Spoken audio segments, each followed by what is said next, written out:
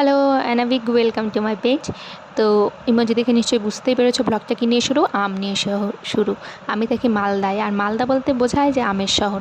এটা হচ্ছে আমার ঠিক সেন্টারের পেছনের আম বাগান। এখানে প্রত্যেক বছর ষষ্ঠীর আগেই আম পাড়া হয়। তো আজকে পাড়া হচ্ছিলো গোপালভোগ আম। দেখো কত বড় আম বাগান, এবং সেন্টারের সব কাজ ছেড়ে তবেই কিন্তু এসছি আমি পেছনে, কাজকর্ম কিন্তু ফাঁকি দিইনি। আমাদেরই তো গাছ, সেন্টারের গাছ, আর আমাদেরই কিনে নিতে হচ্ছে এখন। 4-5 কিলো পেড়ে আগে রেখে দেয় ওই জন্য। তা আবার একটা দুটো বেশি দিচ্ছে না, বাপরে। তো শুনতেই পেলে আম কিনে নিয়ে যথারীতি চলে এসেছি। 3 কিলো মতো আম কিনেছিলাম আমি, এবং মুকুল কাটতে বসে গেছে।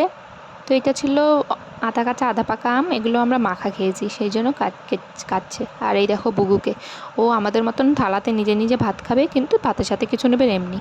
তো আমরা যেহেতু ঘর চেঞ্জ করছি, আবার সেই গোছানো ট্রান্সফারের ব্যাপার। এই দেখো, এটা হচ্ছে আমাদের নতুন ঘর, মোটামুটি থাকার উপযোগী করা হয়েছে।